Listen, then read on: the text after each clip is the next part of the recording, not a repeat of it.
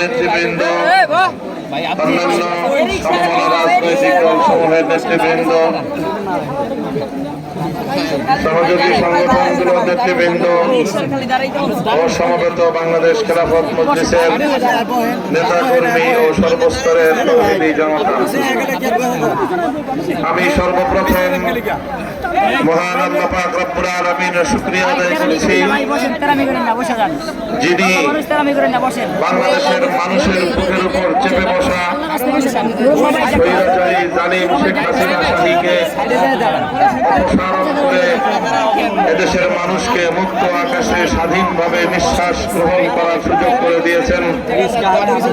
এজন্য রব্বুল আলামিনের দরবারে শুকরগুজারি আদায় করছি, আলহামদুলিল্লাহ। সংগ্রামী সাথী ও বন্ধুগণ,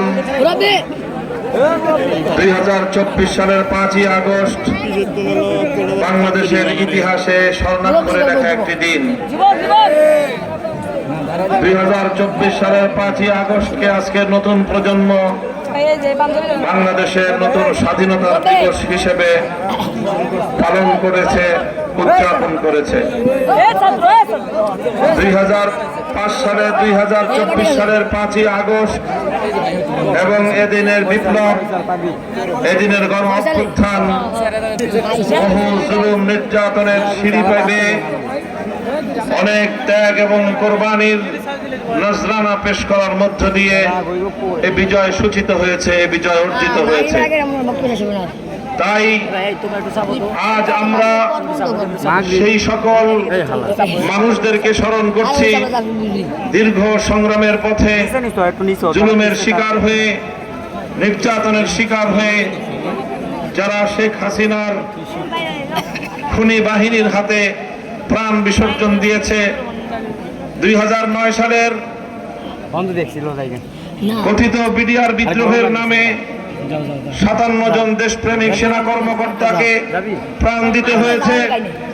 2013 সালের 5ই মের গভীর রজনীতে রাতের অন্ধকারে বুলেটের আঘাতে ঝাঁঝরা হতে হয়েছে নবী প্রেমিক বহু হেফাজতে ইসলাম বাংলাদেশের নেতাকর্মীদেরকে।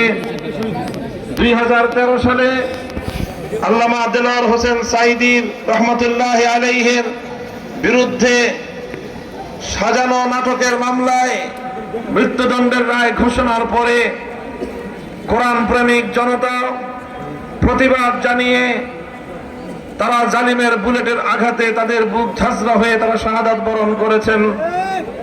2014, 15, 16 সালে বহু বিরোধী দলীয় নেতাকর্মী একটি নিরপেক্ষ নির্বাচনের দাবি করতে গিয়ে গুম খুনের শিকার হয়েছে। 2021 সালে বাংলাদেশের স্বাধীনতার রজত সুবর্ণ জয়ন্তী উদযাপনে গুজরাটের কসাই মুসলমানদের রক্তে যার হাত রঞ্জিত খুনি নরেন্দ্র মোদীকে আমন্ত্রণ জানানোর শান্তিপ্রিয় প্রতিবাদ করতে গিয়ে প্রায় 25 থেকে 30 জন হেফাজতে ইসলাম বাংলাদেশের কর্মীদেরকে শাহাদাত বরণ করতে হয়েছে। আর সব কিছু ছাপিয়ে 2024 সালের জুলাই মাস জুড়ে ছাত্র জনতার গণ অভ্যুত্থানের পরিস্থিতি তৈরি হলে শেখ হাসিনা সরকার এবং তার দোসররা প্রথমে এদেশের ছাত্র জনতাকে রাজাকার বলে আখ্যায়িত করেছে।